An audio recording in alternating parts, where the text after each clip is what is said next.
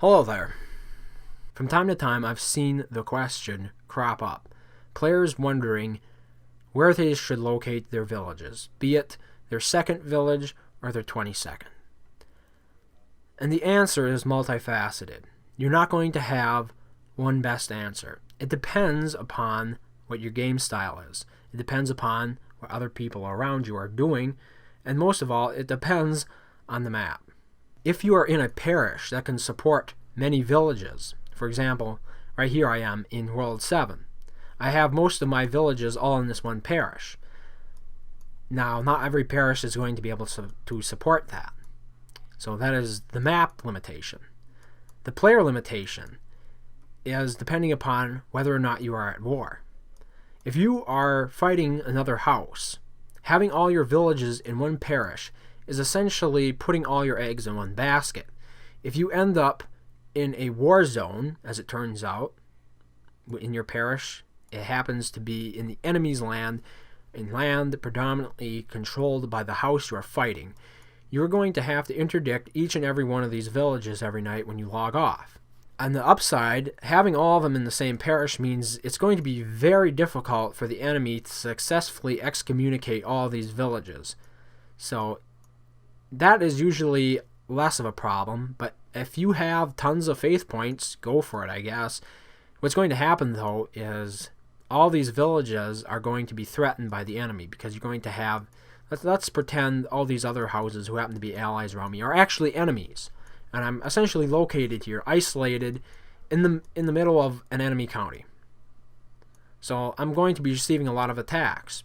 And if I have to go offline, I want to interdict the villages that are really under imminent threat from the enemy. That is going to be all my villages. So this is going to drain faith points very quickly, a setup like this, if you are in the wrong place. Another downside to it is, when it comes to killing AIs, you're very limited in what you can do. You're going to have the parishes around you, sure. You're going to still have your vassals. But spreading your villages out will give you immediate access to many more AI castles, wolf lairs, and bandit camps, which can be crucial during the early stages or early to mid stages of the game when you are still ranking up. The final factor that I feel should be taken into account is the fact that you're not going to maintain much of a political presence controlling one parish so fiercely. The game Stronghold Kingdoms is largely about controlling territory, and territory is controlled by becoming the steward of a parish. If you have all your villages in one parish, or in two parishes, that's all you're going to control.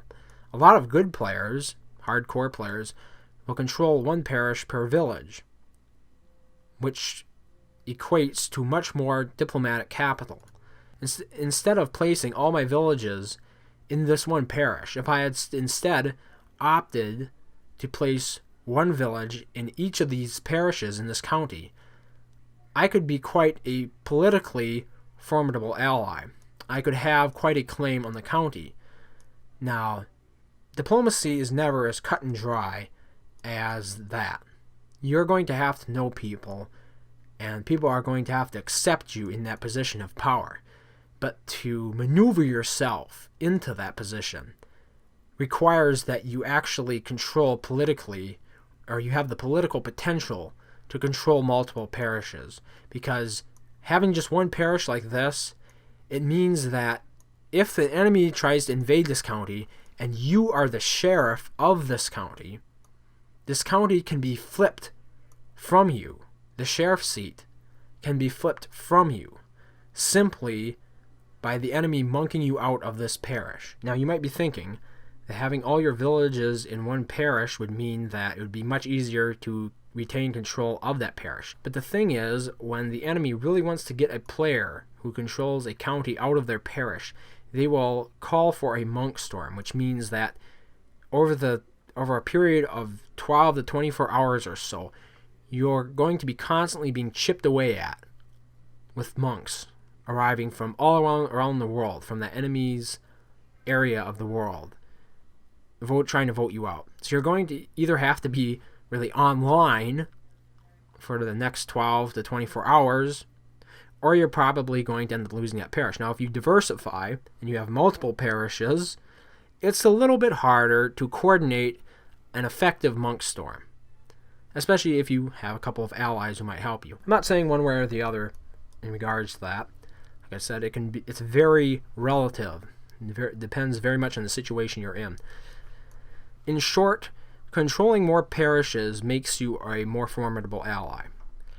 So if you plan to be a very active player, military active, you're going to want multiple parishes, and limiting yourself by putting all of your villages in one parish not only makes it an eggs in one basket situation. Also, if you don't have multiple parishes, you're not really going to go much of anywhere in the world politically. You're not really going to be a potential candidate for the seat of sheriff, and that extends to higher positions as well, such as governor and ultimately king. So really, I would only recommend putting all of your villages in one parish if you are a heavy banqueter, or if you're not really interested in controlling anything politically in the world and you just like to farm. So now that I've covered the downsides to it, some of the upsides are, if you are a banqueter, you're actually going to love this because you can easily move the goods from village to village to host banquets much faster than you would if your villages were spread out. Now, really, optimally, even if you are a heavy banqueter, the most village types you would need to be effective in this manner is 5, because that would cover all the different village types that you would need to generate the different banquet goods. Another great thing about having all of your villages in one parish like this is you're only going to have to upgrade one parish. This means that you're going to enjoy a much greater productivity bonus to your resources far sooner than you would if you had one village per parish, because usually the steward does the bulk of the donating to the parish. So if you only have one village per parish, it's going to take you longer, understandably, to fully upgrade your parish. And of course, that comes with the downside of you have fewer parish armies to control. But I think I've covered that already. Another positive, I guess you could consider this, is the fact that you're only going to have to remove one AI castle. If you're not a very active player in the world, controlling one parish and putting all your villages in that parish means that whenever an AI castle spawns up, you're going to be able to remove it relatively quickly. Whereas if you controlled 15 different parishes, each one of those AI castles, if you want to remove, that's going to just chip away at the time, and you're going to end up spending far more time than what you really wanted to. So I think if I had to sum it up, the more active you are as a player, the more likely you are to want to spread your villages out. If you are a very farming-centric player, if you're not interested in investing much time in the world, go ahead and put all your villages in that one parish, because the productivity bonuses that you're going to see due to the faster guild upgrades, plus the convenience of having all of your villages right there so you can easily trade goods between them, will outweigh the advantages that would apply only to more active players. Thank you for watching, and I hope to see you next time.